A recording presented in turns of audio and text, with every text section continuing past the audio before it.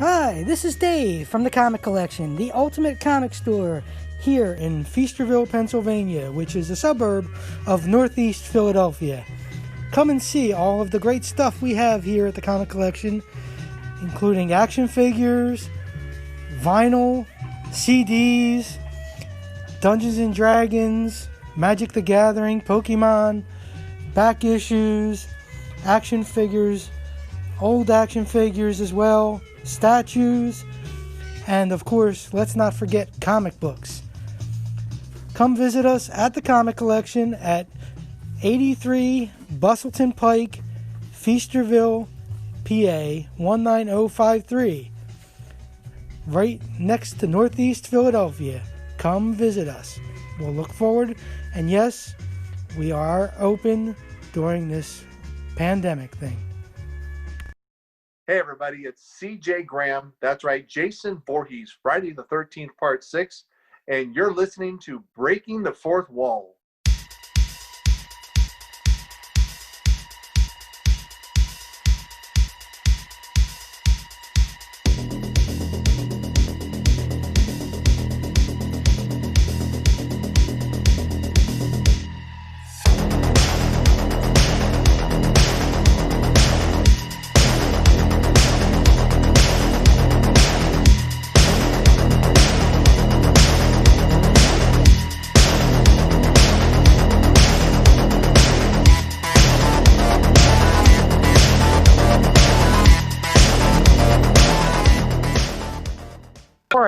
Yeah, I hit record. You're okay.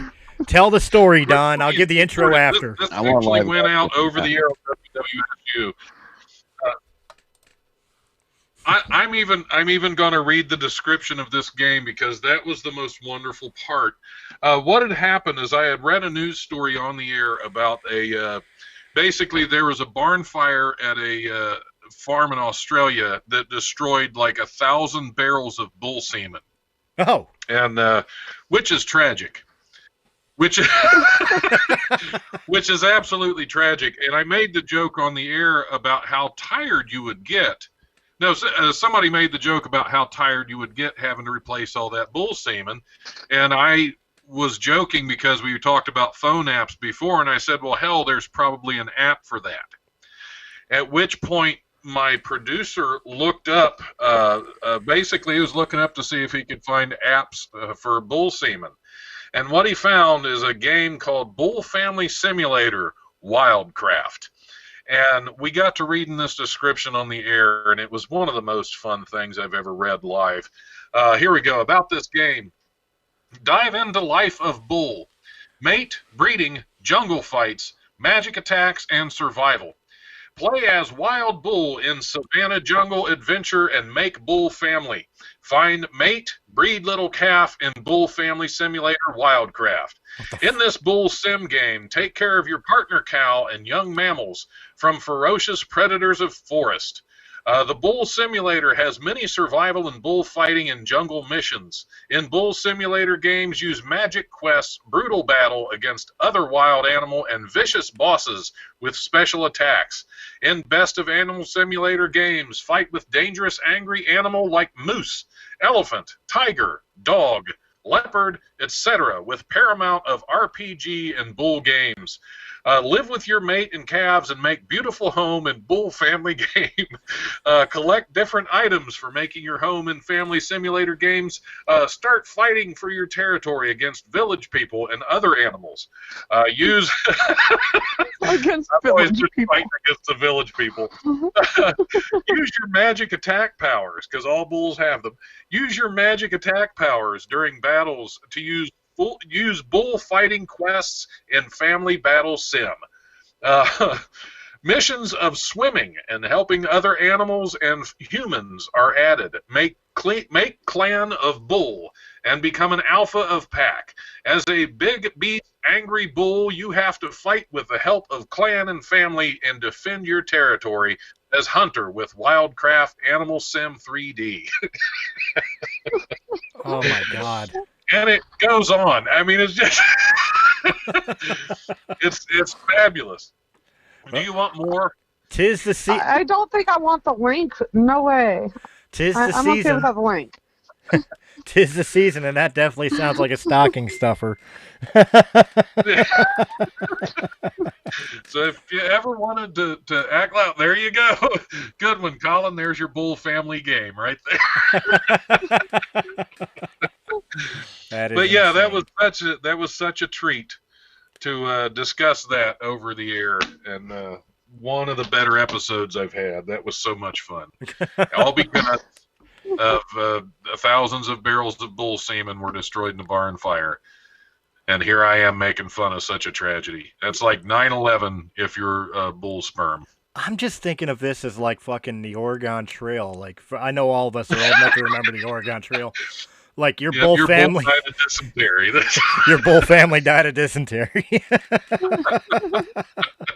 Has anybody ever beaten that fucking game? I mean, let's be honest. Has anybody ever beaten it, gotten past dysentery? I don't know. That would be a good thing to find out. If somebody out there has ever beaten that, we're going to have to get them on the air for an interview. Fucking interview. We'll get a copy of the game and watch them beat it. Because they have some secrets that we need to know about. Right? That's some up, down, left, right, B, A, select, start shit right there. Yep. You need a cheat code. You definitely need a cheat code. And I just showed my age by shouting that out. Which, by the way, guys, I know we're fucking couple minutes in already, but welcome to Breaking the Fourth Wall Weekly.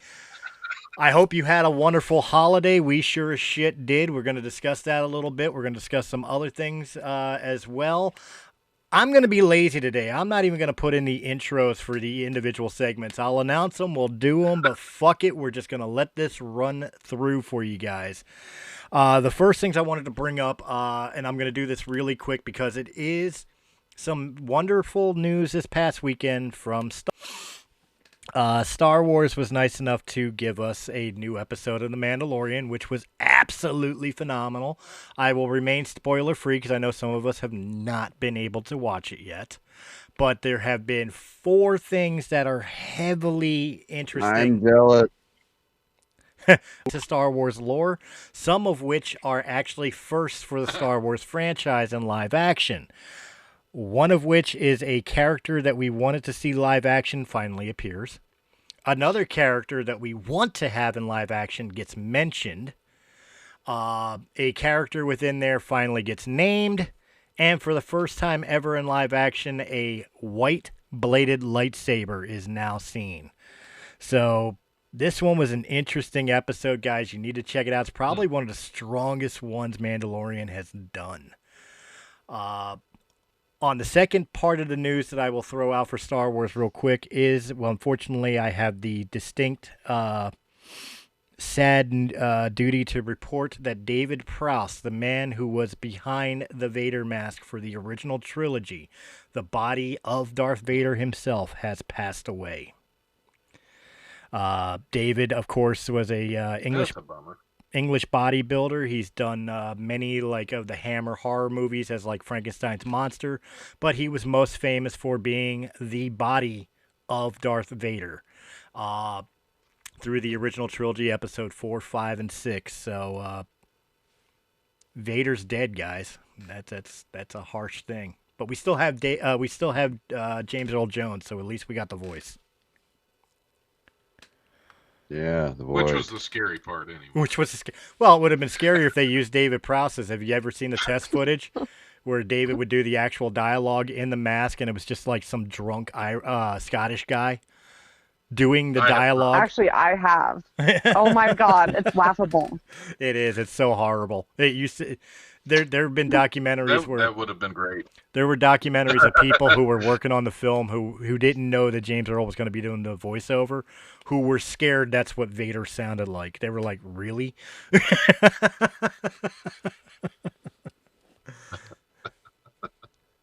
But on that note, let me go ahead. Oh my God, I just got breaking news, everyone. Oh, we're listening. Hold up. Breaking news. Okay, I live in Colorado, so this is totally breaking news. Mike Tyson smoked marijuana before the Roy Jones Jr. fight. So, he smokes pot. Yay! I can't believe that makes our news. Makes your news. Yeah, sometimes I think I'm the only person on the planet who doesn't anymore. Did he smoke before he bit off that ear? Holyfield got him when he had the munchies. I didn't even know the fight happened. So, I mean, like... Well, that's fucking dangerous. Yeah, thinking about it. Mike Tyson smoking pot before a boxing match. I mean, he is known for biting ears off. And munchies would be a bitch. And he could get the munchies. Yeah. Maybe he'd want some sausage this time. Oh, come on now. No below the belt. Where's cologne? Lorena Bobbitt. That's all I'm going to say. Oh. Why do women idolize Lorena Bobbitt? Because her last name and what she did are just too hilarious. It's hilarious to you. You didn't lose the appendage. Although he did go into porn afterwards, I guess. All's well. Yeah, I was going to say, like, his appendage is okay because he's making a lot of money in dirty movies. Is he, though? I only know he was in one. I don't know if he ever went past that. Maybe it was worth it for him. I don't know, Don. You're the director. How's he doing there? Shortcuts? I don't direct porn. I star in it. Sorry, I forgot. That's why you did the no shave November, December, January, and February. I did no shave 3 years, so. I was about to say, he does that year round. Yeah. That's his quirk, you know? That's what they hire him for. Well, let me go ahead and introduce Right, you. that's actually my porn name is Quirk Johnson, just so you know. Oh, man. They call him Shorty. How'd you know? Well, it just looks short. I don't shave up here. You think I'm going to shave down there?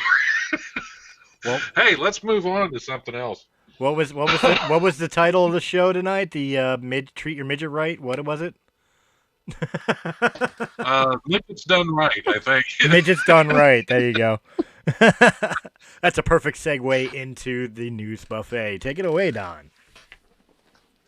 Isn't everything a perfect segue into the news buffet? Hey, welcome to the news buffet. I'm Don Smith. We've got some exciting stuff to talk about today, and I'm going to dive right into it.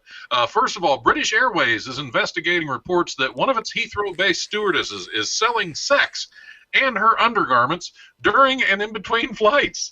Photos of the flight attendants' risque advertisements on social media were first reported by The Sun. The photos show her in a variety of suggestive poses while in uniform on the plane for $33 a passenger. Holy shit. How do I get on that flight? For $33, a passenger can be the new owner of her underwear. Twice that will be a, quote, securing fee where a prospective client can meet her at a hotel, according to the paper. Passengers are also promised unspecified adult entertainment on board if the price is right. All you have to do is give me a sum of money and you'll be treated to a whole different experience for your choice, she allegedly wrote. So that's wonderful. I mean, I guess during COVID, you got to get people on airplanes some way, you know?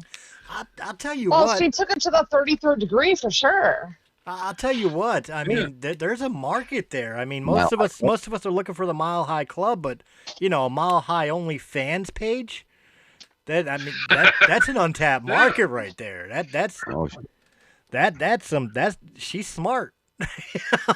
She can make your dreams come true. The only thing I'm questioning is that creepy dude that's sitting in the middle of the aisle of Coach watching these videos and buying that underwear may make it extremely uncomfortable to travel with. I mean, let's be fair. Well, hold on a minute now. Whose underwear are these? I mean, are they handing these out because they're out of parachutes? I mean, are they big underwear? Do they come from Omar? They can be used in a case of emergency and water landing. They can be used as a flotation device. What if they came from Omar, the tent maker? I mean, they could be a parachute. Jeez. Exactly. Well, it says for $33, a passenger can be the new owner of her underwear. Now, how's that going to be proven? Does she take them off on the plane? I mean, how do you know? How do you know that they're hers? Is it something that she passes you when she passes you the soda? Like, Do you want Right. some soda, some snacks, or my And- underwear? Yeah. Yeah, soda, peanuts, panties. What do you, Pepsi? yeah, Pepsi, peanuts, pretzels, and panties. You get the 4 Ps on British Airways flights for only $33. And I depending know. on her mood and how much you pay, you might get a 4th P. My big question is she a flying midget? Yeah, because if so, she's got to be done right. Yeah, so, Yeah. yeah, I was going to say, because it sounds like she's doing it right if she is. Is there a Sounds twist like to it. I mean, maybe she's a flying nun. Well, sometimes you do get a twist in your panties, Colin. Oh, I've been there. You're Oh, lucky. yeah. Colin, if all you've ever dealt with is twisted panties, you're lucky because I put a thong on backwards. Oh, that'll rip and separate, and not in a good way. That's it. You want to know what it's like to separate conjoined twins? Just put it on backwards. No, I just don't want to have this visual in my head of Chris with like butt floss. Backwards. That's nut floss. Yeah, it's nut floss. If we ever play Black Ops or something like that, or like a World of Warcraft or something, we all have to take turns and teabag Chris at least once. That tain't right. Come on, man. Oh my god. I've never heard grown adults talking about panties. This is hilarious. Like, I'm not at Victoria's Secret. We will never get sponsored by Victoria's Secret. I promise you. No. I think that those panties look great. I wonder how they feel backwards. Yeah. Oh, Keep your man. money. Well, they Just weren't send us leopard pattern when I samples. bought them. Keep your money. Just send us samples. The only one that would use them right would be Sirenity. We're going to play Truth or Dare one of these days, and you just wait. I'm going to remember this. You've known me long enough to know damn right well the worst thing in the world you could do is ask me a truth question because you will get it. Okay, but the real question is how many people are flying on British Airways? I mean, like... Every one of us I don't and every know. one of our listeners after finding that out. But we had to. Yeah. We're gonna sell a lot of British Airways tickets today. That's what we're doing. Well, depends who's But standing first, behind them. lawmakers in Taiwan got into a fist fight and threw pig guts at each other Friday over a soon-to-be-enacted policy that would allow imports of U.S. pork and beef. Premier Su Ching Chang, sounds racist, but that's his name, was due to get TSENG-CHANG, Chen Chang. Was I'm Just not say making that over and over again. It's hilarious. It doesn't make it any less racist if you keep saying it over and over again. right, that's the name, man. I think they- Was due to give a regularly scheduled policy report. You guys are fucking up my news, I'm telling you. There's important shit we're covering here. We got pork guts flying in fucking Congress. That's right. It is a scrapple scrap.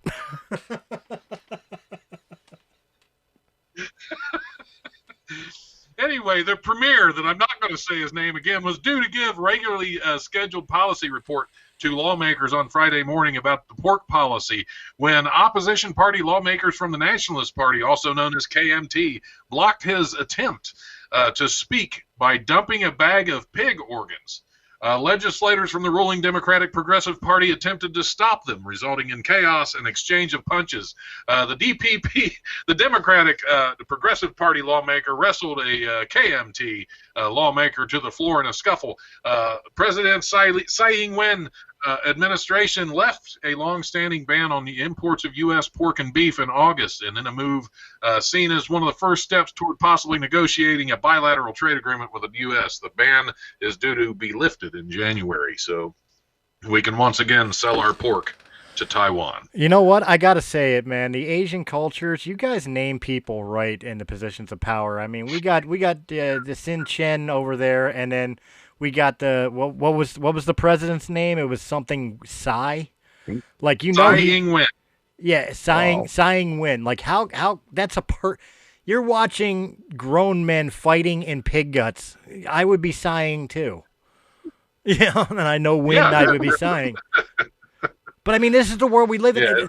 Folks in the United States, I want you guys to understand, see, it's not just us. They're throwing pig guts at each other and fist fighting in their senates, in their parliaments.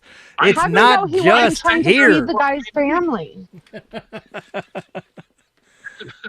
I think that's what we need in the U.S. Congress is more pig gut throwing. I'm telling you. Yeah, and more ching chang. We call it the scrapple scrap. Thank you, Colin. They say help your brother, help out another. So sharing is caring. Right, exactly. Share a What the chen. hell is wrong? Share your pig guts, exactly. Share a chen. Yeah, ching, chen, chang. Ching chang. Wait, guts? By guts, do they mean like the stomach or the intestines or what's on the inside of the stomach? Huh? Pretty much. Organs and intestines. Yeah, Okay. pretty much everything you don't eat. Right. Eat hot dog. Hey, speak for yourself. You don't know what part of the pigs I eat. Well, I know what parts I eat. I eat scrapple and hot dogs, so I pretty much eat all the pig.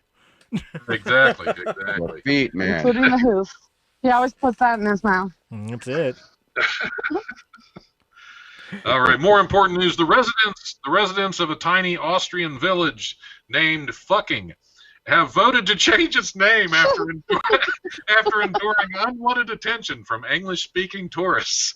Come next year, the village of 100 residents near the German border will be renamed Fugging. Fugging. I am completely against this. I would. What's that? I am completely against this. Being a person who comes from a state, if you're fucking, you should stay fucking. That's my my thought on it. Absolutely. I love the fact that their name was fucking, because that means there's a fucking mayor, there's a fucking post office, there's a fucking police department. They have a fucking Walmart and a fucking McDonald's. And No, those fucking Germans Look, don't want us to fuck. I'm telling you, the tourist board is going about this wrong. You need to promote it more because that is tourist dollars. This is coming from somebody who lives in a state that has a city named Intercourse. Trust me, Right. It works. Don't change it. Right. They wanted to name it fucking, but this is America, and we have to dumb things down, make things a little more PC. Over there, they just said, we're naming it fucking. I don't care. Look, let's put it this way. Yeah. What's in Colorado? What liquor store do you think has the most foot traffic in the whole entire state of Colorado? That would be Beaver, Colorado. Beaver Liquors. Beaver Liquors. Beaver, yeah. Naming Over is by marketing. Salem, Massachusetts, there's a bunghole liquors, so that one's pretty good too. Poker up front, or liquor up front, poker in the rear. Nowadays, Chris, I think that's gotten reversed. Yeah. Now, wait a minute, Chris. You said there's a place near you called Intercourse? Yeah, there's a city in Pennsylvania called Intercourse. Have you? I want to go to Intercourse just to take a picture. Let's go. We'll do a live remote show from Intercourse. Perfect. I just have to know, is it at least an upscale place? Because I'm not meeting 3 dudes at some like low down dirty place. Well, I mean, No, back in the day it was No, upscale, but you never know. With this day and age, they may have gone red light district. Intercourse is the upscale neighborhood. On the other side of the tracks is called Bangin'. You don't want to go there. Poop shoot, Illinois. I never know. It could be. Hey, we could go to Chris's favorite place, Pennypack Park. Yay! It could be a good bugging town. Don't tempt me. I'll do it. I'll do a show from fucking Pennypack. I don't care. I just don't want to know where you're packing those pennies, okay? Oh, you know. Yes, darling. All Okay. this related to Intercourse. Speaking of middle schooling the segments, go ahead, Don. Oh, let's see what else I got here. But no, at the end of the day, fucking whatever country you're in, fucking look, advertising. It was Austria. Austria. Fucking Austria. naming matters, okay? And you cannot ask for a better tourist attraction than your city being named fucking. Okay. Oh yeah. Can we do a GoFundMe to fucking? And that would is that legal? You know how much money we would raise? Members only. You know how much money we would raise, but at the same time we'd probably get a shit ton of lawsuits when they realize we're not actually talking about fucking. Yeah. Well, forget I want to go though. Yep. It would be a GoFundMe to keep fucking. Wait a minute. What would we call it? We want to go fuck ourselves? No, keep it fucking. Keep it fucking. Keep it fucking. That's what it would be. Yep. You know what? We should really do it. We should really do it, but we don't use it to try to actually go to fucking Australia. We just see how many people will donate because they see the word fucking, and then we just for Christmas we donate it to like Toys for Tots or something. But we should do it. Look, Jerry's fucking kids. See, now you're saying donate it to Toys for Tots. I was gonna say, like, seriously, I do want to go to fucking Austria. Well, so... I want to go too, but if we're really gonna test it out, I don't want to use it to actually go. I'd rather use it for something charitable. 'Tis the season. 'Tis the season. 'Tis the season. Besides, it's fucking cold and fucking. I'd rather be in the summertime. We can do a second one in the summer for some hot fucking. Hey, it's cold. It's cold here. If I'm gonna be cold, I'd rather be fucking. Is there any places called Intercourse in Arizona? Is there an Intercourse Arizona too? I don't know. I would say it's too dry. Oh God! I'd say it's too dry in Arizona to have intercourse. As soon as it came out of my mouth, I knew somebody was going to say it. This is not fucking cold. Let's see. It'd probably be better to have it. It'd probably be better to have intercourse in Seattle because it's always moist. Yeah, that's. And I could collectively hear the Right. the female listeners cringing because I used the M word. Moist. Czech police are seeking help in an unusual case after a deer turned the tables on hunters and snagged the pursuer's rifle on his antlers before running away. The deer, frightened by a dog, ran toward one of the hunting party, tore his sleeve, and caught a strap of his .22 rifle on his antlers. Which, first of all, why the fuck are you hunting with a .22 rifle? Like what this- are you after? That Moles? goes along with what I was talking to Colin earlier about. I don't think Chihuahuas are actually dogs. I think .22 rifles are more like fucking pop guns when you were a kid. Does that constitute Pretty a much. rifle? Is it like a derringer or something? Like, seriously, you don't go hunting with a derringer, so why would you? The rifle, which the hunter had slung over his left arm, fortunately without ammo, because nobody wants an armed deer running around with ammo, slipped on the deer's antlers and disappeared with him, the police said. Police said another hunter later spotted the deer about a kilometer away, still carrying the gun. The hunter searched the forest but did not find the gun. He had no other choice than to report the incident to police. The police said, adding, anyone who finds the weapon should contact authorities. This deer's got a new trophy. That's what I think. Yeah, right. I think that's fabulous. If you're ever in the forest and you see a deer with a gun, get the hell out of there. You know what? I'm going to go the opposite route with this. Of course, I'm a meat eater. I love venison. I have no problem with hunting. I have no problem with gun owners, but I've always stated, like people who use high-powered rifles with scopes and shit, it takes the sport out of it. I am happy that the deer scored a win. I am.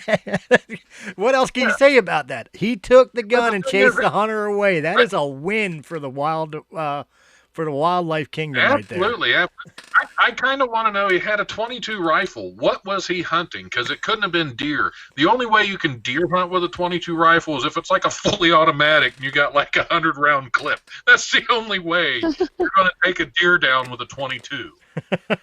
You'd have better luck diving on it from your tree stand and trying to slit its throat than hunting a deer with a 22 rifle. Well, if you're social distancing from the deer and only 6 feet away, you might have a chance with the 6-shot. I mean, Point blank. 6 feet away. I don't know. You'd have to be right there. I mean, you'd just hit the exact correct spot. That would be almost impossible. Well, how do you sneak up that close to a deer? I mean, them bastards can run. Yeah. Well, obviously they're smart. If they could take some dude's gun, he's gonna know the rules and the guidelines. You know, he's smart. Right. That's a deer that's been around. There's a reason he's got the rack on him he's got, because he probably has a whole collection. He'll probably have a whole collection of hunter's rifles back in his lair. It's the only deer in the Czech Republic that has his own lair. He's like the leader of the whole pack. He's just mounted a whole bunch of herd elmer of deer out footheads. there, and they're all armed. Yeah, he's the alpha deer. They're getting ready to revolt. As long as they wait till after Shannon needs them. Jesus. Right, it's 2020. The idea of an army of well-armed deer isn't too far off. Yeah, it's not that far-fetched. Not with the way this year is. Well, we need to protect about that. Santa, I okay? just want to make sure that these deer are wearing their masks correctly. Yeah. Right. And not licking cars. Yeah, you don't want the moose licking the cars either. That's Go for the deer. Always the callback. They pack their salt licks. Like, their salt licks are in their, like, Rambo gear. You know, they have bullets through here, and then they have salt licks over here. Jesus. Yeah. We're Do they having like we're pizza? having we're having a reindeer fucking platoon movie designed right here. Like, this is gonna be a new Christmas movie. Fuck it, if Die Hard and Isn't Lethal it Weapon like are a Christmas movie. Sharknado?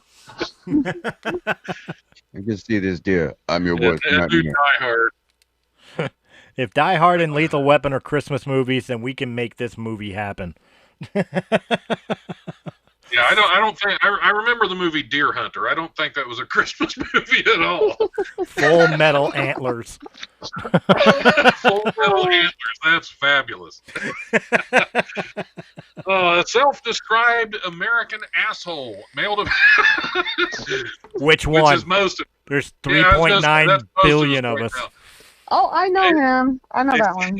A self-described American asshole mailed a piece of marble taken from Italy back to the National Roman Museum with a note apologizing for snatching it in the first place.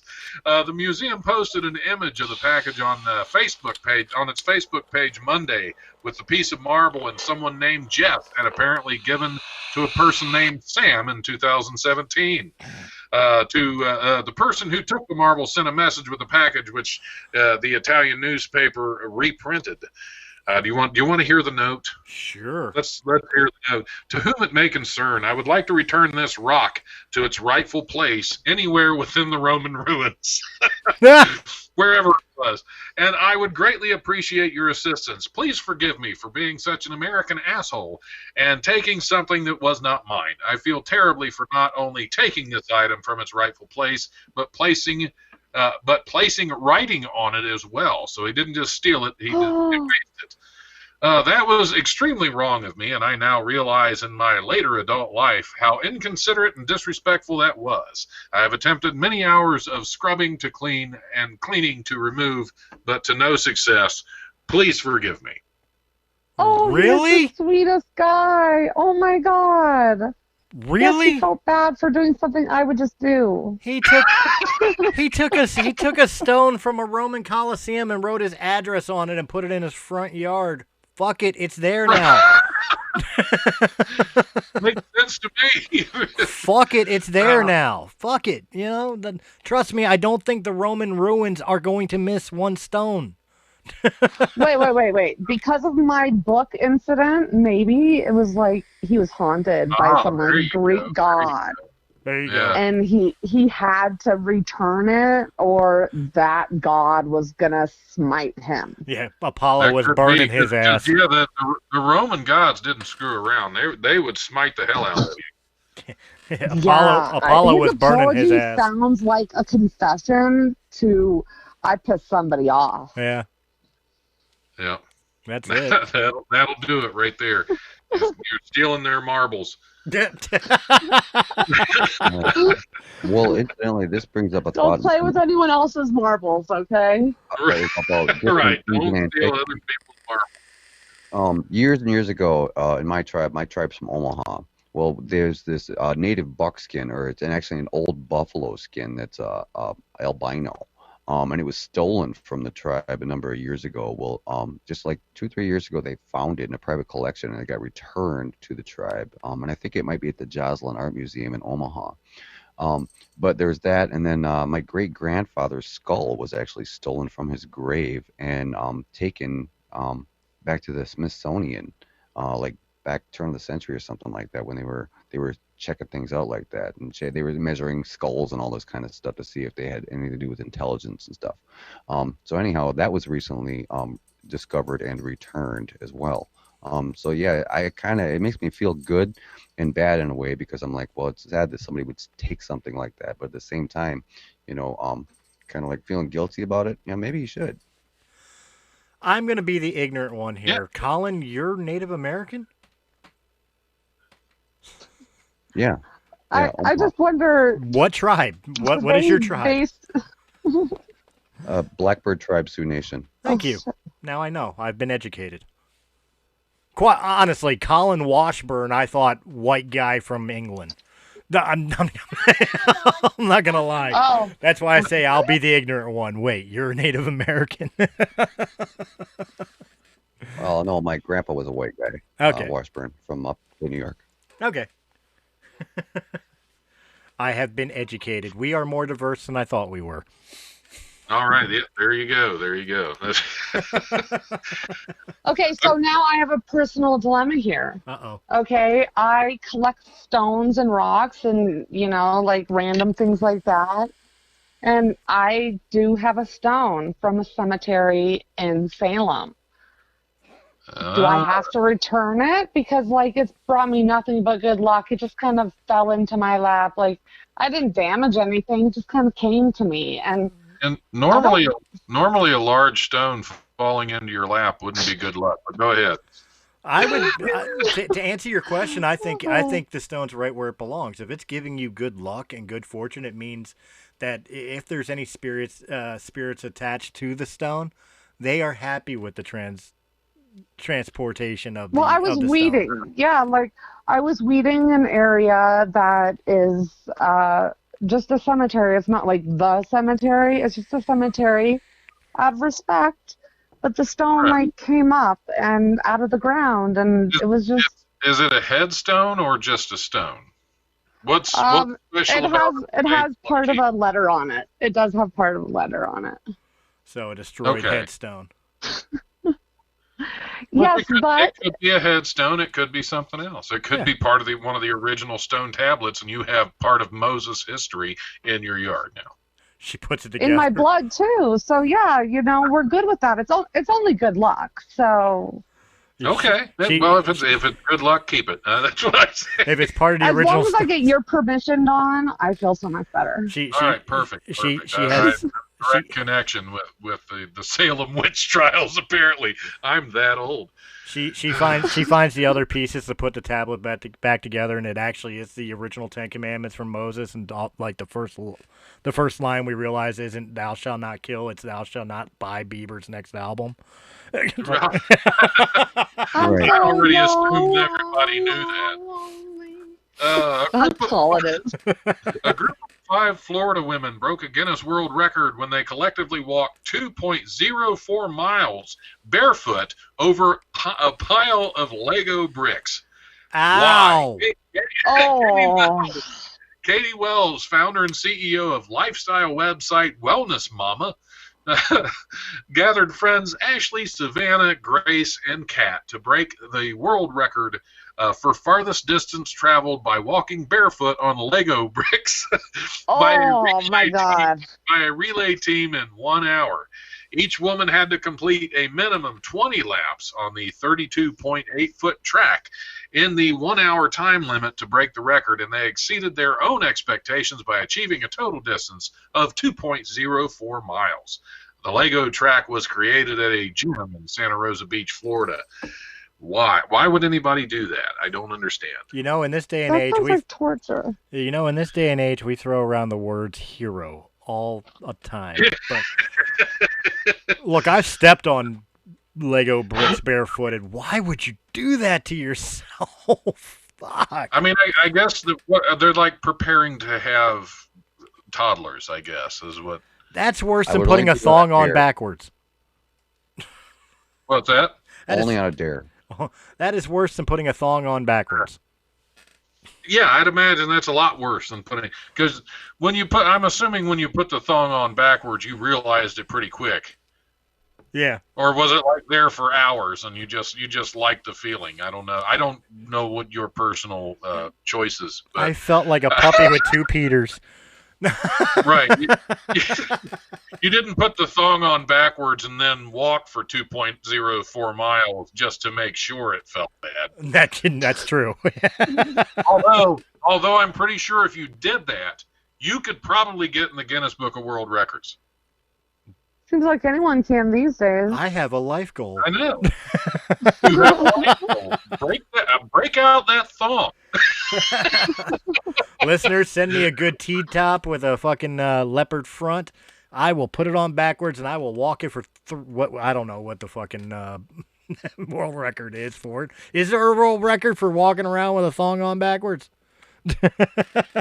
I don't know. I would think the more difficult record would be like go on a 5-mile bike ride True. with the thong on backwards. That would be Or no seat. Oh. Hell no.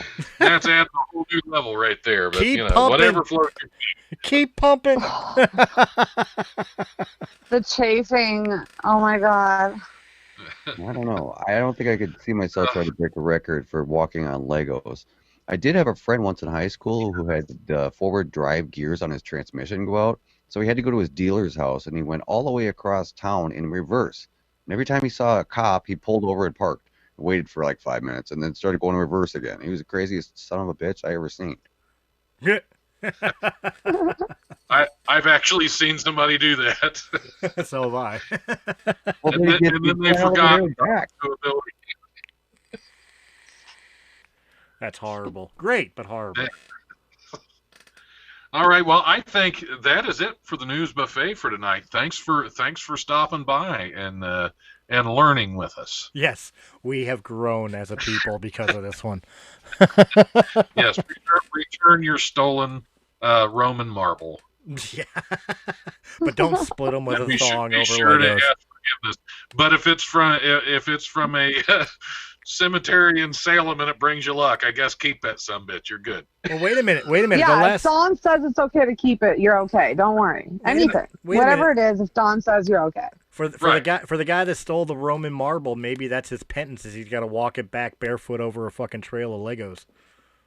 Yeah. Well, I think he wrote that note when he was wearing a thong backwards. You can tell by the scribbling. As long as he treats the midget right.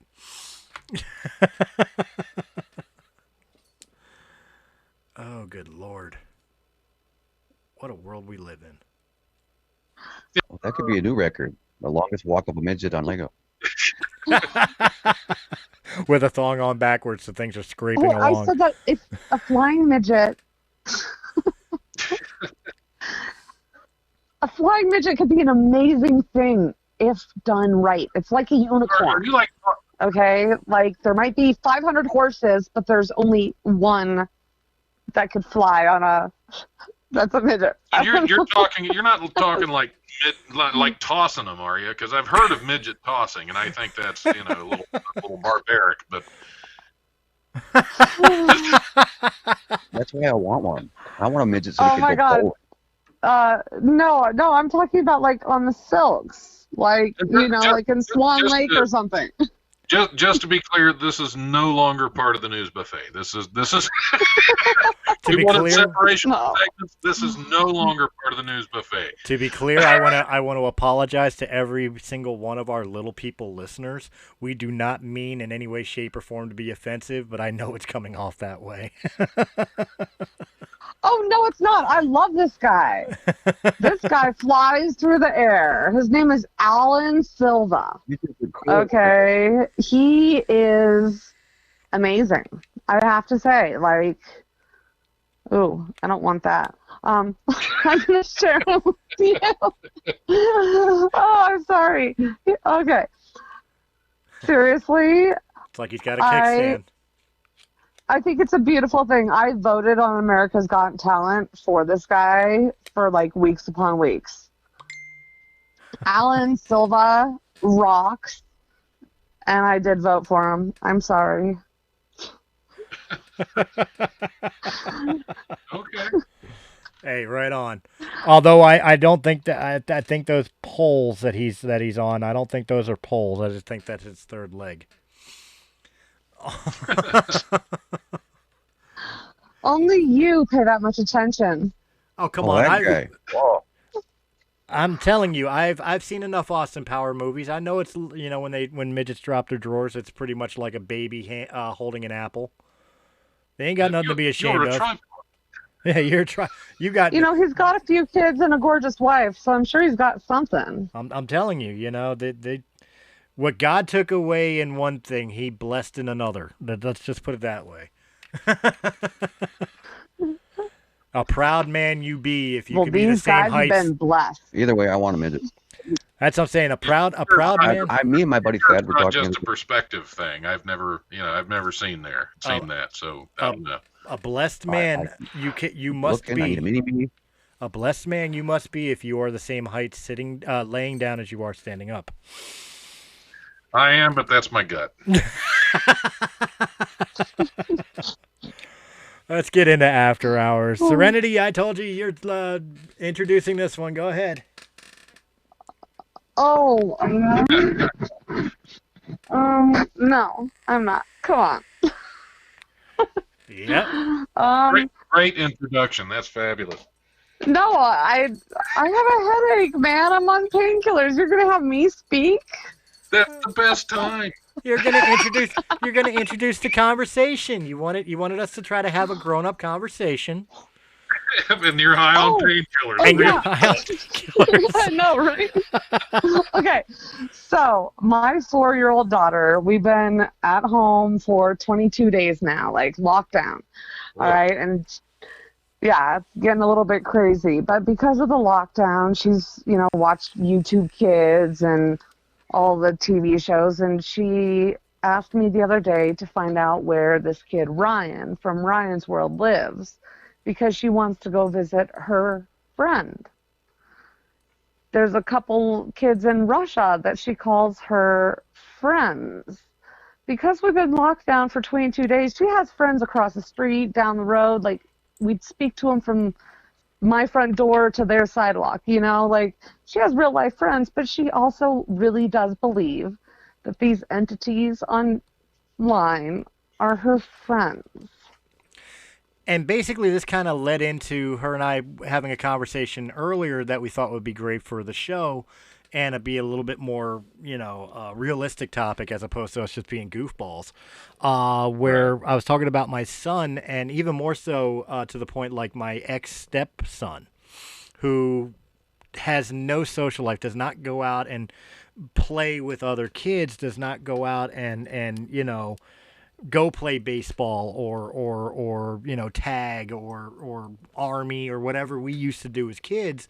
Because they're always online, always playing like Fortnite or Among Us, and actually consider that the voices they hear over the chat in the multiplayers are their friends. And that's really like the extent of their social connection. And it kind of tied in with what Sirenity was talking about with her daughter, that being so tied into the house that she's starting to look at entertainment personalities as her friends. like, this generation has no idea how to socially interact with each other. And yes, I'm picking on my son. I yell at him all the time. Go outside. Go make a friend. Go find a kid somewhere. Knock on a door. But we can't have friends. We're not allowed to. Like Don, Colin, Chris, you guys are like my closest friends. But we're all in totally different states and talk once or twice a week. But it's also because we're in different states. If we all were in the same state, there ain't no way we wouldn't get together at least once a week, not just to record the show, but, you know, to go out and have a drink or a fucking steak. We would do that because we grew up in a world where we wanted the human connection. Right. You know, these kids nowadays, they can live without ever meeting these people face to face. They're friends. I gotta say, I'm a little bit jealous of Don, who got to go out to a nice little restaurant, a little local place, and have some food with a friend of ours. And oh, wasn't that nice? They went to Wiley's. That wasn't that nice. They went to Wiley's. Don owns that. No, actually, we didn't go to Wiley's. Wiley's is closed right now. It's Sunday. But no, we went to Jimmy's Ladder 11 in downtown Dayton, which is a fantastic little place, fantastic little bar with some great food. So right you should be jealous, Chris. Nice. I'm definitely craving the human interaction, that's for sure. It's been way too long since I've, like, been around someone not 6 feet away with a mask on. I'm right there with you. I mean, I told you over the phone earlier that, you know, one of the major reasons I started a podcast, you know, Breaking the Fourth Wall 5 years ago, before Realm of the Mist, before, you know, the SJ Network, before all that shit, when I was just finding something to do. Yes, part of it was, you know, getting the creativity, entertainment side of me, something to do since I was no longer being a musician. I was no longer a pro wrestler. But the other part of me was because of the fact that I was just divorced. Well, just finalized my divorce. But I was battling in and out of court for child custody and child support and all the shit that goes on with that, which was draining me absolutely dry financially. And because of which, I just needed some sort of outreach to talk to other people. I started a podcast because I was lonely. You know what I mean? It's the truth of it is, I was lonely. But well, that's the truth of it. It's just, you know, now it seems so normal to not hang out with people, and that sucks. I hate that. I mean, what about you? I mean, Colin and Don, you guys haven't even spoken up really on this yet. Have you seen the transition, a difference, and do you think it's healthy, or do you think we need to, like, you know, especially when it comes to the youth, I hate to use the word force, but for lack of a better term, like, force them to learn how to interact with other humans? I don't know. I don't think it's entirely necessary. Keep those kids locked up. Yeah, keep them locked. Have you met these kids? They're assholes. We don't want them interacting with the rest of us. Come on. Is it because, though, like, the best way I can describe it, and correct me if I'm wrong here, but, like, think back when we were kids and somebody wanted to be an asshole and run their mouth and everything else, like in the schoolyard, for example. That kid would get punched in the mouth and he would learn not to be an asshole. Nowadays, we have keyboard cowboys who do not suffer the repercussions because we're not going to go travel halfway across the state to, you know, knock on their mom's door to go down to the basement to punch them in the mouth. So, I mean, again. Well, then I question your dedication. Yeah. We're not in France, and we can't throw kids over 10 feet walls. Right. We're just a nation of softies anymore. We can't throw our children over closed gates, and we can't drive to somebody's mom's house and go punch them in their basement. Well, what have we come to? There's a fine line, though, because, I mean, I got a nephew. It's like 14 years old, and he's always onto his Roblox, and now he's getting into the Minecraft and stuff like that. Uh-huh. And I know friends that do this stuff, too, and they're in all the online games, and it's good. It's social to a certain degree, and you actually do have the interaction where you're talking to other people there. But okay, yeah, I will say that. But is that a real friend? Someone you're never going to meet, I mean, like, that's kind of what we're talking about, is how everyone's friendship is virtual. And we are creatures of habit. Like we do become who we are from the company that we keep. And so maybe not talking about like my 10-year-old son playing Roblox and Minecraft, but think of like my ex-stepson who now is like 16, but since he has been part of like the Call of Duty and Grand Theft Auto online community. And for anybody who's ever played those games, especially in the multiplayer online, are those the right people to have your child to fuck around?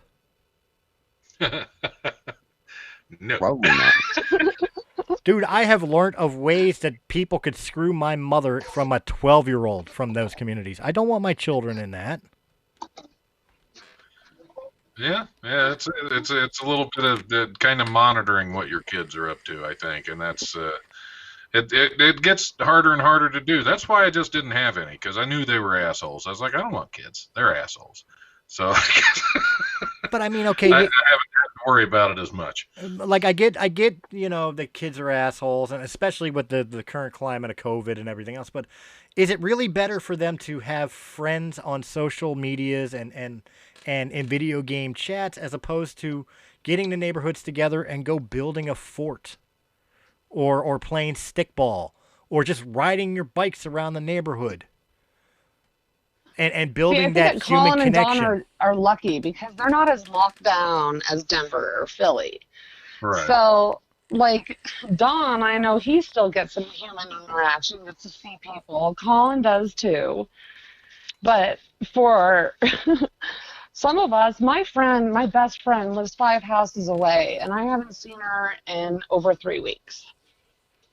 But I'm also not just speaking of COVID. COVID at least makes it understandable to use the things like how we do this podcast, for example, where we're using a voice chat or like I said, my son playing Nintendo Switch in a group chat with a bunch of other players on Fortnite.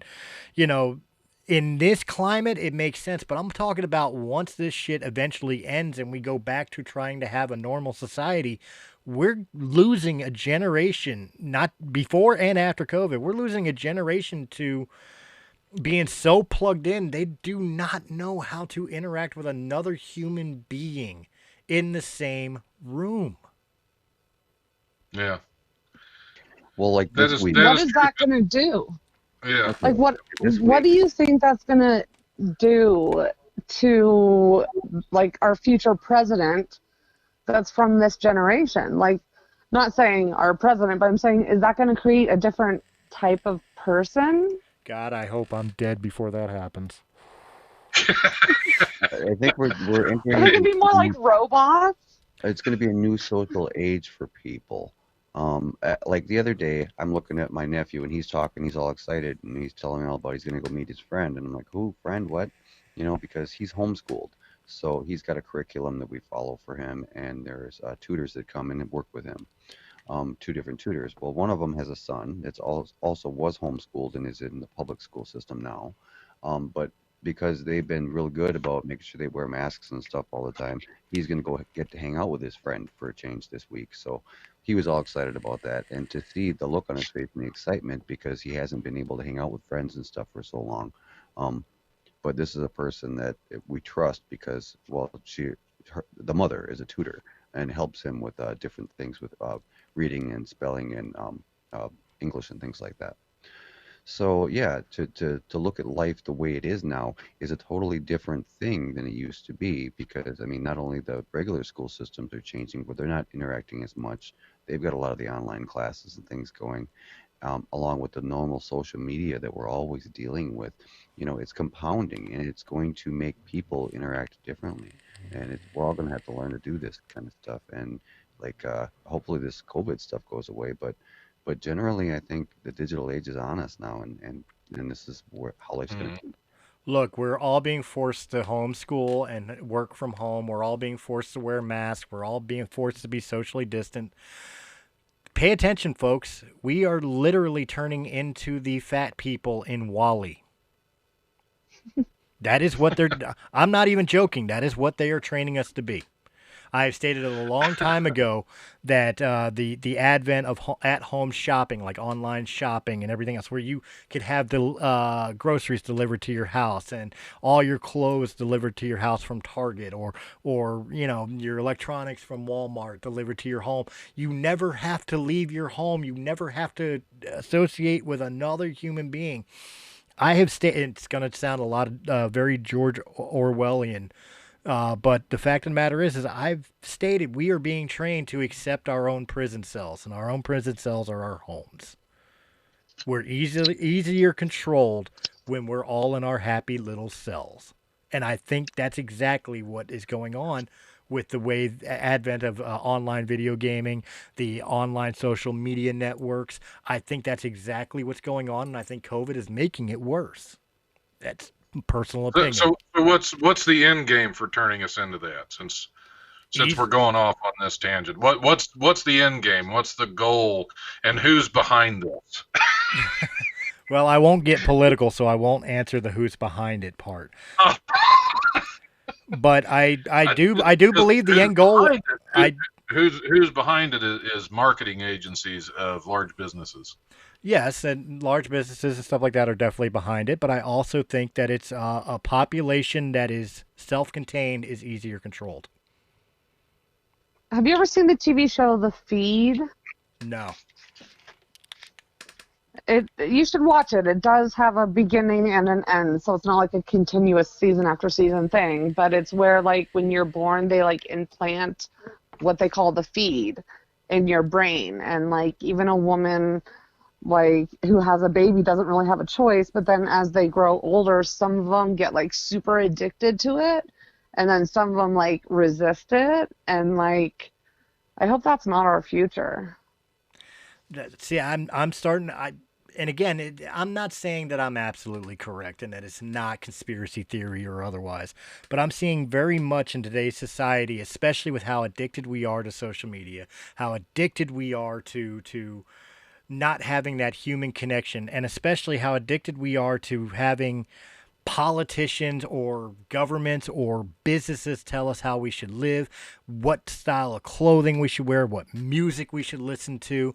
Everything together has really shown me that we are heading into the 1984 George Orwell style lifestyle, or if you want to use a movie like Demolition Man as an example, or an example like Sirenity just gave with The Feed. I think we're heading in that direction.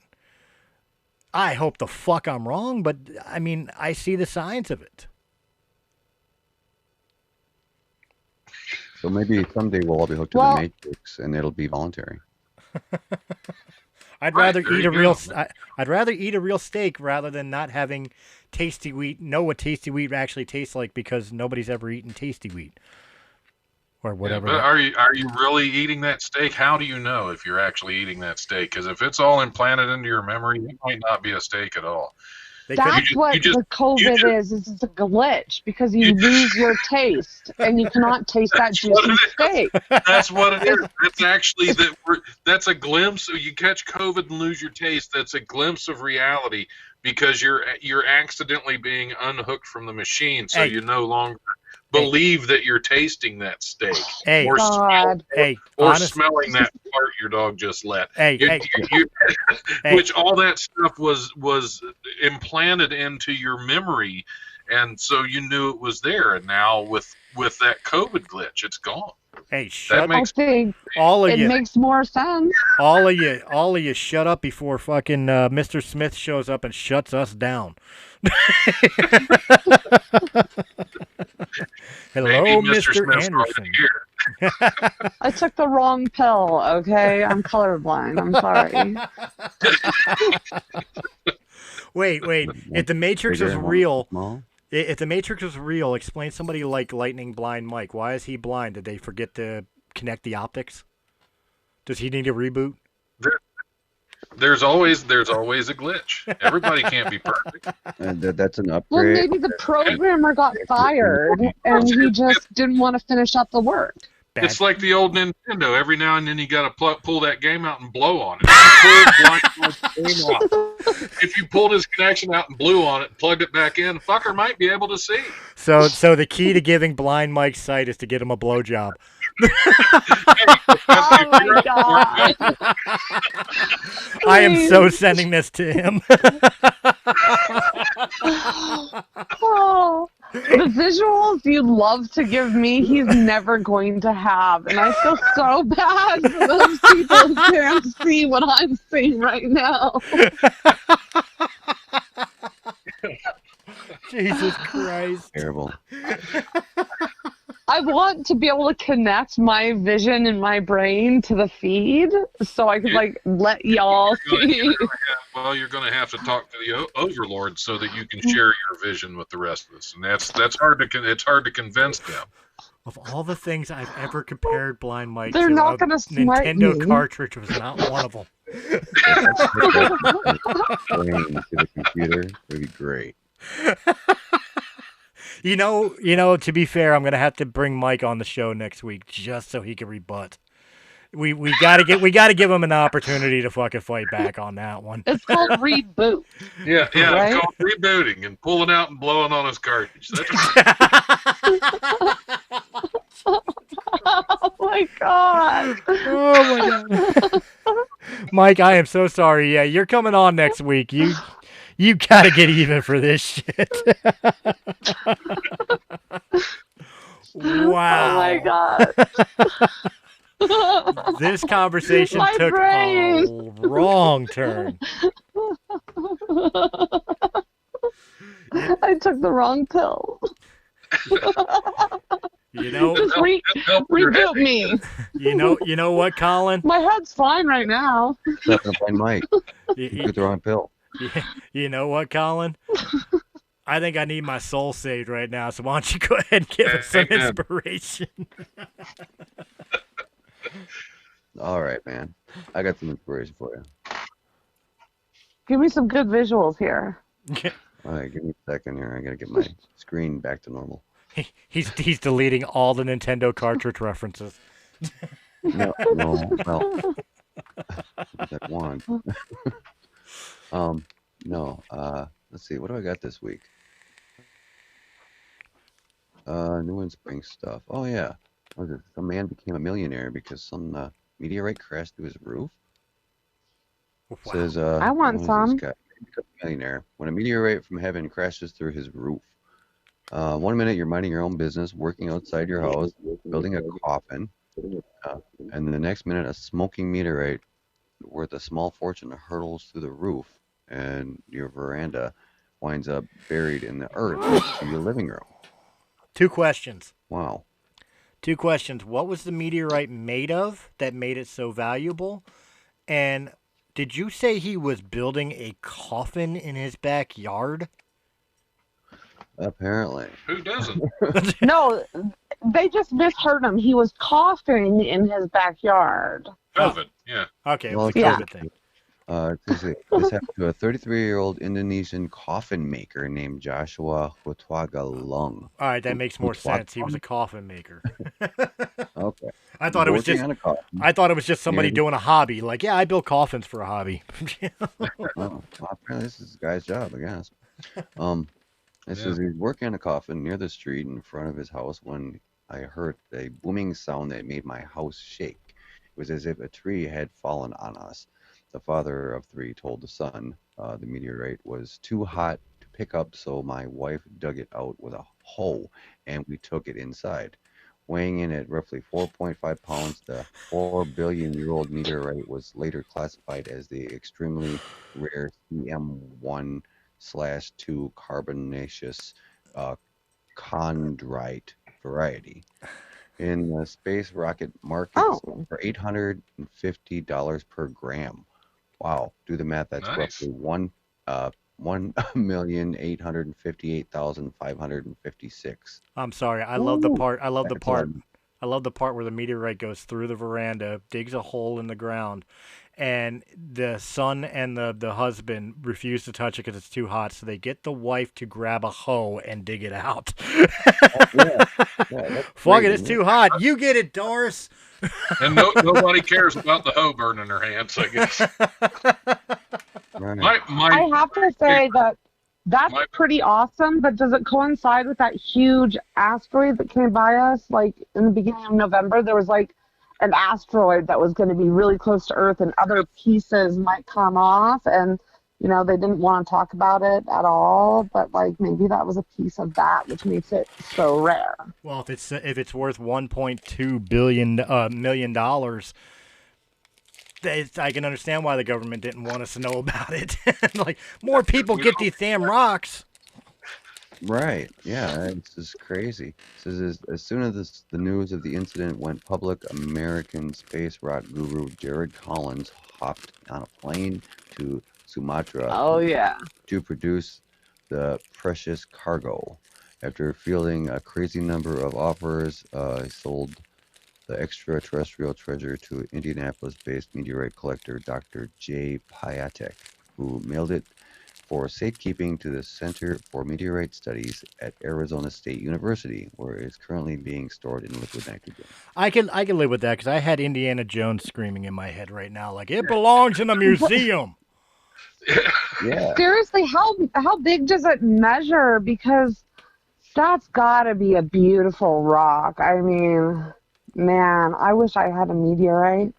4.5 I think we're missing. I think we're missing another important aspect of this story, and that is marketing.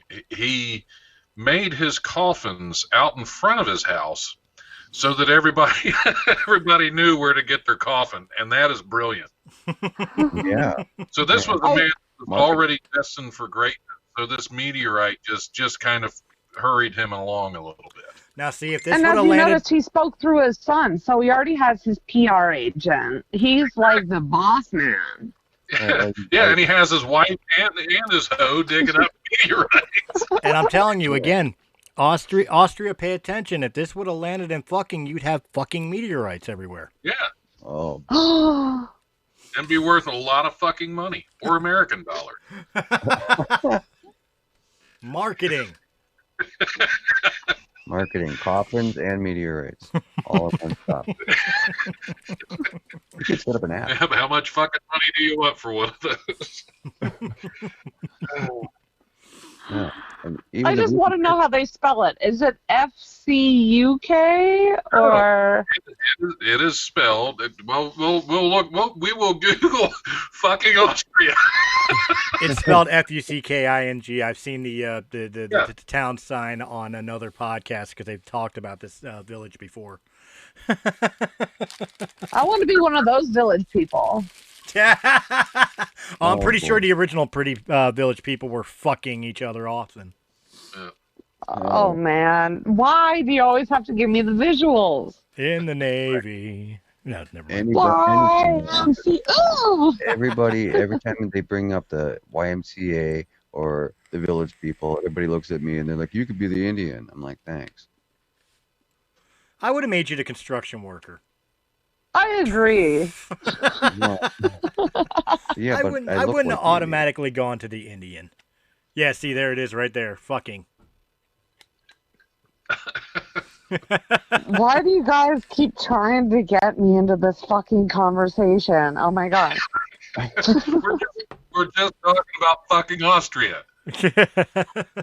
Do I need to take a shower after this episode? Like, I feel a little bit dirty. You should be needing to take a shower after every episode with the way we go. We're all used to that by now. This is what's the disease where you accept your abuses? Stockholm syndrome. This this show is exactly Stockholm syndrome. Yeah. Let's see, what do we got here? There's some other, Okay, so some other positives. yeah, I was gonna say, what's going on? Lockdown woes and hectic holidays. Simple scientific back tips for boosting your mood. Wow, that's kind of interesting. And there's like a list of like things here. Number one, move to fucking Austria. Move to Austria. That that would be great to start with. Let's see, walking. It's talking walking is good for you. Even though thermometers are reading low, walking is not a great. It is a great way for practice mindfulness, but it also gets you outdoors, which every psychologist would, worth their salt, would explain is great for your mental health. It's even more important during the holidays because it can be a depressing time of year. Reduced daylight hours lead to reduction in vitamin D. Insert the scene from A Christmas Carol where Ebenezer Scrooge and the ghost of Christmas future is walking down the street looking into people's windows and seeing how happy they are that you're no longer in that world. Yes, walking during the holidays would cure depression. No. Well, yeah, maybe. A little bit of sunshine. And supposedly vitamin D is good for your immune system, too, and fighting off viruses. Exposure to cold increases the brain's production of renadephrine, a behavioral chemical that can make you feel elevated and excited. Exposure to trees, sky, and stars and nature has been shown over time again, to help improve mental well-being. Yeah, so I don't know. I thought that was pretty Right. cool. And I think walking, going for walks during lockdown is a lot safer than driving drunk. Yeah. Well, it depends. It depends on if the person driving drunk has decided the sidewalk is the center of the road. Right. Well, I'm just assuming if you're depressed during lockdown, you're probably drunk too. So. Right. Well, it could be. Well, I mean, it is essential, right? What, drinking? Drinking is absolutely No, alcohol. essential. Absolutely. That's why they shut all the schools down but kept the bars and the liquor stores open. Well, they did until recently. Well, our bars are closed down here. You Yeah, can our get bars to-go are- orders, though. You know, I want a shot of whiskey to go. Right, The 'cause bars it does- are mostly shut. Hop back in your car. Like my family's restaurant, we're only open for takeout right now because we're all only allowed to do that for 3 weeks. But yeah, What We about tried that. delivery? We tried that at Wiley's, but nobody wanted to take any of the comics home. yeah, we do delivery for some businesses, but mostly just takeout. And yeah, it's a rough time in Michigan as far as that goes. That's But, fucked up. You're definitely making them walk- come Okay, to so I walk everywhere. can we order from different states? I don't know. I suppose you could. I need some green chili, man. You wanna hook me up? Well, I probably could, but I don't know. I'd have to go get some dry ice. We did that once. Okay, so what do you like to put with your green chili? Tell everyone what you like to eat. Your dessert. Dessert? treat the midget right. He put vanilla ice cream with green chili on it. What? Oh yeah, That's a man after my own heart right there. some verde with some ice cream, sure. I'm down You with know, that. good. Fuck it. I'll put mustard on anything. So fuck it. Why not? Not much, sure. It's like putting ketchup on steak, man. Oh, Serenity, you'll appreciate this. I had an argument with Jen's mom about fucking dill gherkins with jalapenos. Remember how your family's friend made that jar of the dill gherkins and had the jalapenos in, so it picked up the heat from the jalapenos. And all. Yeah. Oh, I fucking love those things. She thought that was when I described it, she thought it was the grossest thing on the planet. I'm like, fuck no, those things are great. Oh yeah. I need me a No, jar of they're that. amazing. Oh, my favorite is deep fried ice cream, I'm so hungry. which is hard to make because you gotta like coat it multiple times to get it as a good coating before you fry it. Good lord. Now I want some fucking jalapeno pickles. I Oh, want some deep fried ice cream. I want some deep fried jalapeno pickle ice cream. have you ever had that? What am I, Okay, fucking sorry, pregnant? I'm totally interrupting you. What am I, pregnant? What the fuck? That's calling that one. Yeah. Eating vanilla with freaking green chili on it. That's weird. Sure. There may be a Anything market for for that, though. You never know. There might be a market for that. Like, I mean, Sonic here in Philadelphia for a while had a pickle juice slushy. It was actually a slushy made out of pickle juice, and it was gross, but people bought it. So, Well, I'm a firm believer that But people bought it. anything bacon flavor is a plus. Well, yeah, bacon's one thing. Can't. It's hard to screw up bacon.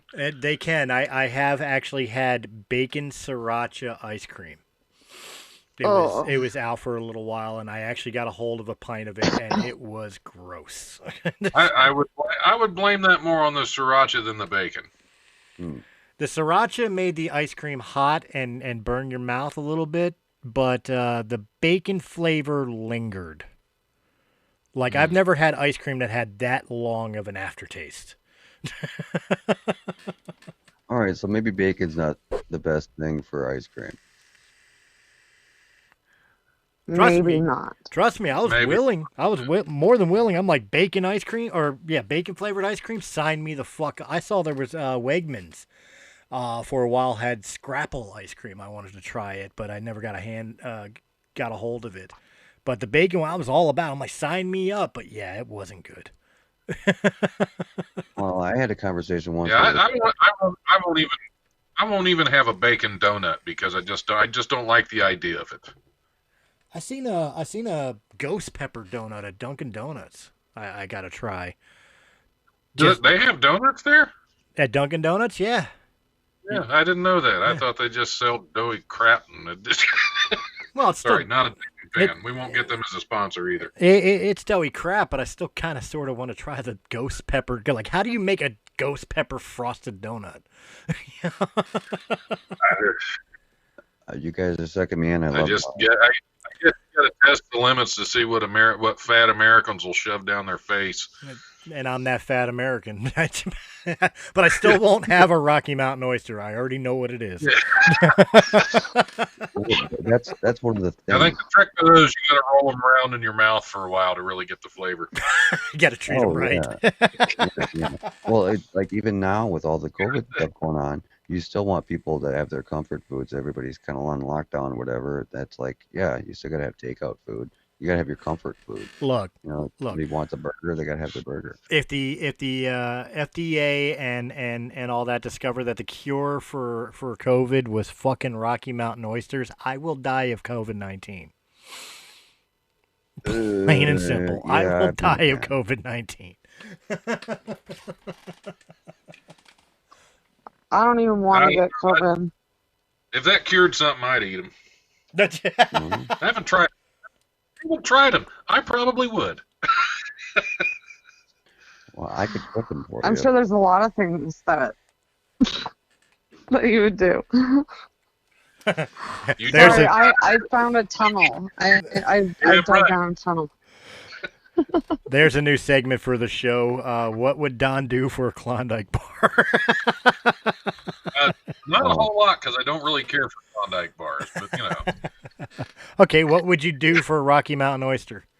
What would I do to go anywhere? I think we're just talking about trying new things here, and I'd try one. Might even try two just to keep it even. I don't know. Still in the sack. An old friend I worked with in the kitchen once told me that bacon is good for flavoring anything except for undergarments and douche. I don't know. I want to put that to the test now. you Serenity, send me. Yeah, Serenity, send me one of your underwears that you don't care about no more. I'm gonna dunk it into a vat of bacon grease and see if that does improve or not improve the underwear. Make sure it's a thong so I can put it on backwards. I kind of feel violated already. I don't know why I would say yes. Because it'll make for great podcasting. Well, I don't know. Don, you want to send me your underwear? I don't. You don't want that. It's flavored by bacon in another way, and it's just. Yeah, he's That's just terrible. Here, I'm going to. His underwear has more. I'm going to share this for you.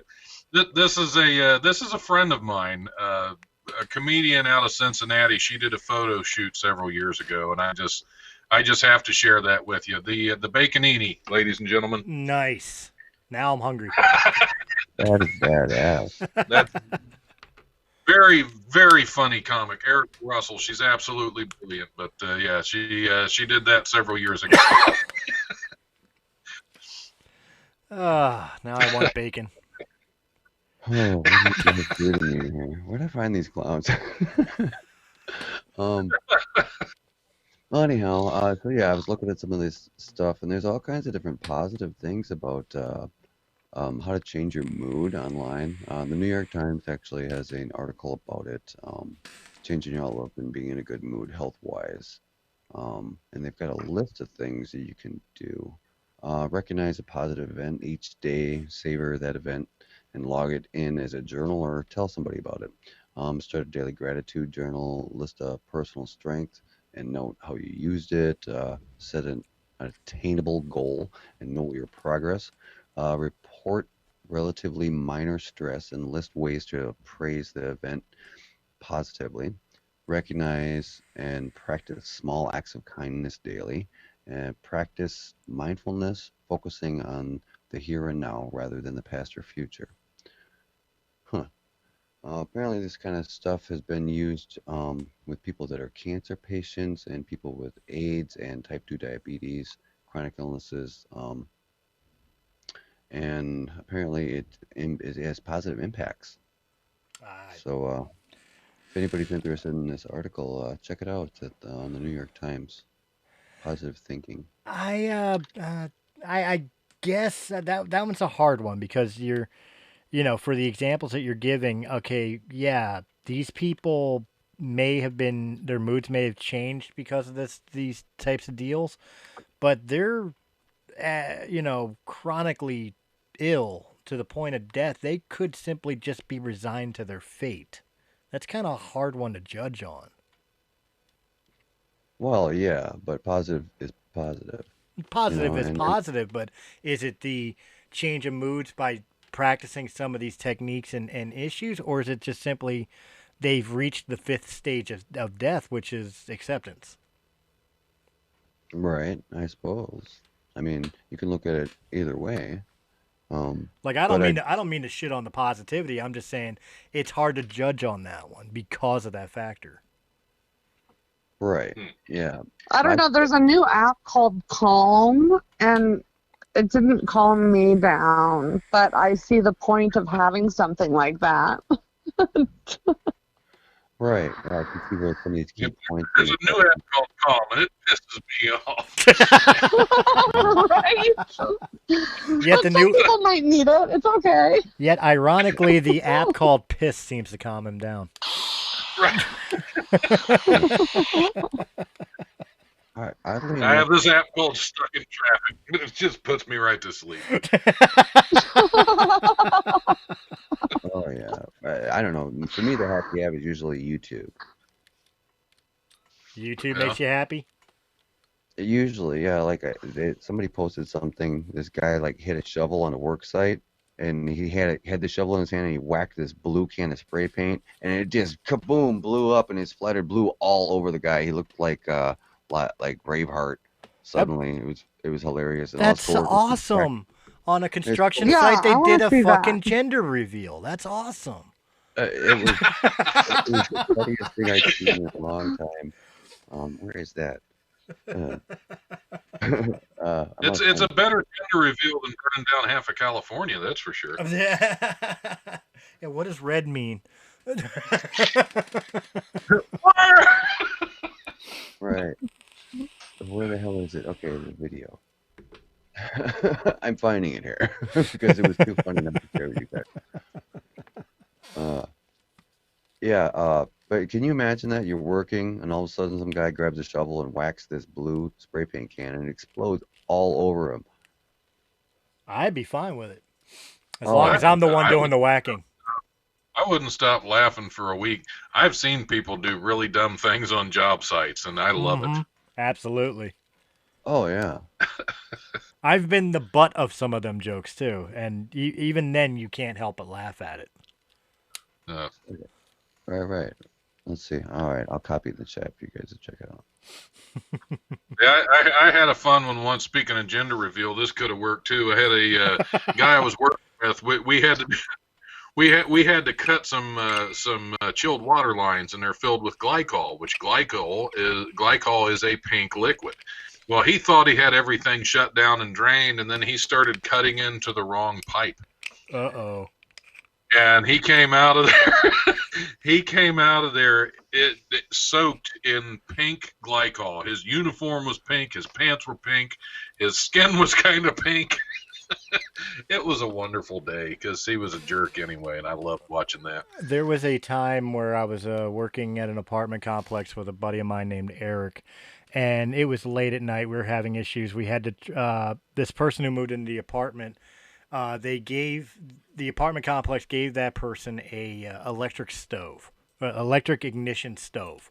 So it was still a gas stove, but it had an electric igniter. But the apartment that they lived in did not have a receptacle placed for being able to plug in the igniter. So we had to run a line, and Eric was the one that originally started it. And he called me up, and he's like, "Chris, you got to come here." I said, "Why?" He said, "I need help." I'm like, "You're putting in a receptacle. How much help do you need?"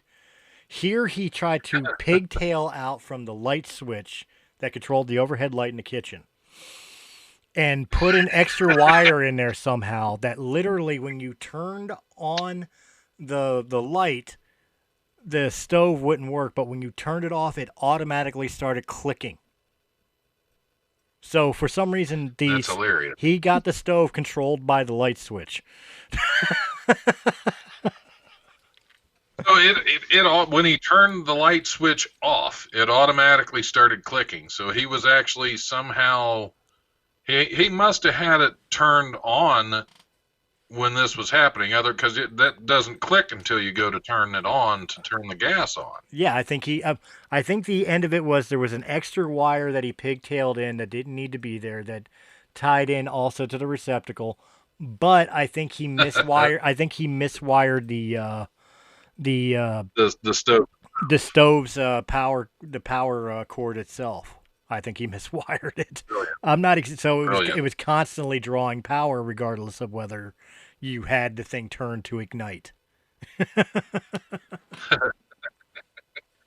Oops. It was some shit. It took a while to figure out what the fuck he did wrong. It literally came down to we're ripping it all out and we're starting from scratch. Wow. Oh Lord. I have to run a new outlet in my kitchen for my stove because my stove I used to have, it had a pilot light, and now it's got the electronic start, and I don't have. I had to run temporarily had to run a extension cord. Power. I had to run a power strip. I won't want to run an extension cord, but I had to run a power strip because I miss it by like a foot and a half. So it's like, so I have that temporarily run. I'm going to have to run an actual outlet in later. But well, when you decide to get the receptacle put in, do not hire Eric. No, just I'll do it. I've done enough of those. I'll be okay. I think that the cords are just social distancing, so Right, exactly. They're not quite because they're not quite 6 feet away, but they're trying. But they're small. They're small. So I mean, if we were an inch maximum, yeah, that's all in proportion. Gotcha. Yeah. Oh dear God, are we going back to that? If we're going back to jokes again, it's time to end the episode. We're all going to hell. I'm just saying, Alan Silva rocks on those silks. As long as you treat them right. I'm still looking forward to it. And no, we're not trying to stroke his ego. All right, guys. We thank you very much for hanging out with us. We hope you enjoyed this episode. If you did in any capacity, hit that thumbs up button, like, share, comment, subscribe. Check out all the podcasts of Realm of the Mist Entertainment. And if you prefer them in audio-only format, you can find them wherever you hear quality podcasts. Just look up Realm of the Mist Entertainment, as well as on all the social medias. I know Colin and Sirenity don't really like giving out personal information, or Colin on the social media networks, and you can find them. But Don, I know you got a list. Go ahead. Oh, I am a social media whore. You can check me out at the Life 1069 on Facebook or Don Smith Comedy on Facebook. I'm also Don Smith Comedy on Twitter. You can also check out the life1069.com, where you can find all my links, including my link tree to every one of my podcasts, several of my movies, and who knows, you might find some other stuff that I didn't know were shared on there. Maybe even pictures of me with a thong on backwards. Who knows? But yeah, definitely. Check everything out except for that picture. All right. Sirenity, Colin, do you want to give a quick shout out, or did I give enough shout outs for you? I'm cool. Happy Thanksgiving. Yeah. We've broken. It was going to happen eventually, but Yeah, hit me up on YouTube. My email is colinwashburn@gmail.com. If you got something positive to say, you want to drop us a line, go ahead, drop me a line. Right on. And guys, make sure you tune in next week where we're going to have Arts and Crafts Week on Breaking the Fourth Wall Weekly, and we are going to create hand paintings, finger paintings that are fit for OnlyFans pages. So check that out next week. Visuals will be available. Until then, guys, have a good week, have a blessed week, and we will catch you on the next Breaking the Fourth Wall Weekly. Have a good night.